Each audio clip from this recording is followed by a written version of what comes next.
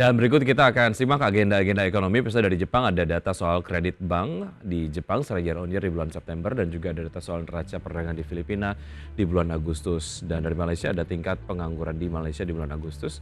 Kemudian dari Amerika Serikat ada data soal IHK inti secara month-on-month di bulan September, dan juga ada klaim pengangguran awal di Amerika Serikat. Dan berikutnya adalah dari Eropa. Pemirsa, ada data soal penjualan retail di Jerman secara month-on-month di bulan Mei. Dan berikutnya adalah agenda emiten yang menarik untuk kita cermati, pemirsa. Ada Auto yang melakukan cum dividen interim. Siko juga menggelar agenda yang serupa. Setelahnya ada BTON yang menggelar pembayaran dividen tunai, PPGL ex dividen tunai interim. TRIS juga melakukan agenda yang serupa. Dan berikutnya kita akan simak pembukaan bursa-bursa utama Asia di pagi hari ini seperti Anda dapat.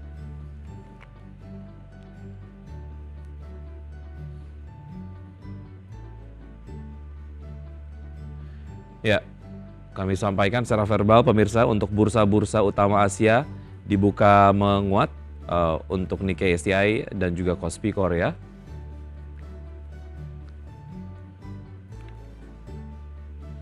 Untuk Nikkei dibuka menguat 0,44% di level 39.450, STI Singapura dibuka menguat 0,58% ke level 3.616, dan juga Kospi Korea dibuka menguat 0,38% di level 2.604, dan juga Hang Seng Hong Kong dibuka melemah 1,38% di level 20.637. Kami mohon maaf atas kekeliruan data dari pembukaan bursa utama Asia di pagi hari ini. Data yang kemudian terupdate saya baru sampaikan secara verbal, pemirsa. Dan untuk berbincang di Marketplace kali ini kita sudah terhubung dengan Mas Raden Bagus Bima. Beliau adalah founder Warkop Saham. Selamat pagi Mas Bima. Ya, selamat pagi Mas Wiki. Baik, terima kasih sudah bergabung bersama kami di Marketplace kali ini. Semoga sehat selalu Mas Bima. Baik, bicara mengenai pergerakan IHSG di penutupan perdagangan kemarin gagal menembus level 7.600. Salah satunya adalah terkait dengan saham-saham big caps yang dilepas banyak dilanda aksi profit taking. Big caps tentunya ada pergerakan sedikit langsung berpengaruh terhadap pergerakan dari IHSG begitu ya. Analisa Anda terkait dengan penutupan market kemarin seperti apa Mas Bima?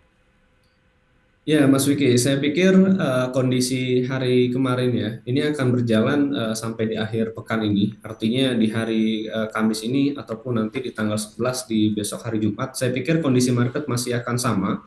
Sebenarnya di sini ini sudah terjadi ya dari hari Selasa dan juga Rabu kemarin. Jadi saya pikir dinamika ini masih akan terjadi sampai dengan di hari Kamis dan Jumat ini. Terlebih memang untuk saat ini kita masih menunggu ya sentimen yang nanti akan disampaikan di tanggal 12 nanti terkait dengan stimulus yang dari China. Jadi saat ini kalau kita bisa sampaikan ya kondisi global yang saat ini masih kategorinya ini masih cukup aman ya, terutama di hari Selasa, Rabu kemarin bahkan sampai tadi malam pun kondisi dari market US ataupun di Eropa masih cukup aman gitu. Sehingga market di pasar kita pun sepertinya masih minim sentimen terutama untuk saham-saham yang big caps-nya. Oleh karena itu asing walaupun sempat mengalami net sell ya, tapi di beberapa hari kemarin net sell lalu kembali ada net buy lagi. Jadi saya pikir kondisi ini masih akan terjadi sampai di hari Jumat ini. Baik, artinya untuk saham-saham berbasis perbankan, kalaupun mereka yang kemudian ingin melihat ini sebagai momentum untuk masuk karena dilepas dan juga dilanda profit taking, belum saatnya untuk masuk ke saham berbasis perbankan ya. Polanya akan masih berlanjut hingga besok begitu, Mas Bima. Ya, saya pikir kita masih harus wait and see ya. Hmm, Tapi kita juga harus bersiap ketika memang kebijakan ataupun ada informasi yang tentunya membuat dan berdampak terhadap saham perbankan, kita harus sudah bersiap dengan action kita. Jadi untuk saat hmm, ini investor bisa mempersiapkan strateginya ya, walaupun hmm. kita wait and see saat ini, tapi persiapkan strategi ketika memang kebijakan ataupun ada informasi yang cukup menarik untuk saham perbankan. Baik, sentimen penyeimbang terkait dengan earning season dan juga window dressing di akhir tahun seperti apa? Ini apa namanya, biasanya terjadi juga di segmen finance, sehingga kemudian ini mungkin akan direkomendasikan lagi atau seperti apa Mas Bima? Ya, saya pikir di awal ya, di awal kuartal keempat ini ya, posisi big caps ya, yang dimana biasa menjadi terjadi window dressing ya di saham-saham big cap, saya pikir ini akan kembali terjadi ya di akhir tahun ini. Kenapa? Karena memang penurunan di saham-saham big caps rata-rata itu sudah di atas 10%. Bahkan kalau kita lihat BBRI itu sudah di atas 10% gitu untuk penurunan dari harga tertinggi untuk saham BBRI. Jadi saya pikir ini juga bisa menjadi salah satu momen ya ketika kita berharap ada window dressing dan untuk di awal-awal kuartal keempat ini sudah terjadi penurunan. Ya, Hmm. kita berharap nanti di pertengahan November atau sampai di awal dan akhir Desember itu sudah mengalami penguatan kembali dengan beberapa sentimen terkait dengan pertumbuhan laporan keuangan dan juga sudah memasuki periode dengan pemerintahan yang baru ya. Saya pikir ini akan menjadi peluang juga Baik. IHSG kita kembali mencapai level target tertingginya. Baik, ada beberapa sentimen yang patut ditunggu, yakni adalah terkait dengan window dressing dan juga setelah kemudian terjadi pelantikan presiden terpilih begitu ya, dan juga mulai kemudian dapat membayangkan kira-kira seperti apa kebijakan-kebijakan ekonomi ke depan. Tapi kalau kita lihat dari pergerakan dari saham berbasis perbankan, Anda tadi sampaikan BBRI walaupun memang sudah menyentuh level penguatan tinggi, tapi kemudian tunggu sentimen positif, lalu kemudian bisa masuk begitu ya? Betul Mas Wiki. Oke, baik. Dari sektor perbankan kita menuju ke sektor properti yang kompak, konstruksi maksud saya, yang kompak menguat. Apakah ini kemudian menjadi satu sektor yang bisa menjadi pilihan sementara jika kemudian sektor finance kita hindari terlebih dahulu? Atau malah ini mungkin jadi sektor yang masuknya untuk menengah ke panjang, Mas Bima?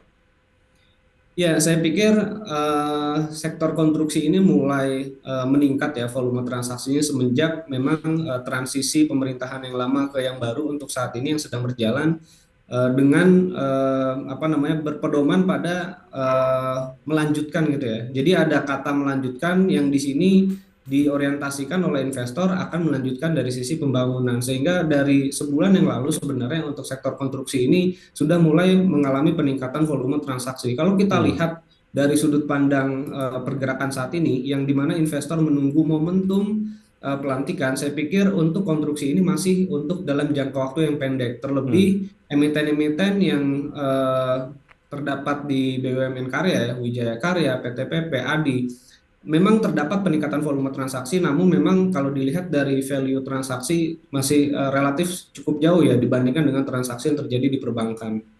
Baik, oke. Kalau kita spesifik bicara mengenai emiten-emitennya, mana yang menurut Anda, walaupun pergerakannya sudah mulai bergerak lah dari sebulan yang lalu begitu, tapi secara valuasi masih murah dan potensial upside-nya masih menarik dan bisa dimanfaatkan mana saja, Mas Bima? Ya, saya pikir yang paling menarik dari sisi rasio keuangan ya dari PTPP ya. Hmm, Mengingat PTPP ini salah satu yang terendah ya kalau kita bandingkannya ke Wika dan juga ADI. Karena PTPP per rasionya itu baru di 9 kali. Kita bandingkan saja dengan Wijaya Karya atau Wika itu di 20 kali. Walaupun hmm, kalau kita lihat di market ya, sepertinya investor sangat tertarik gitu.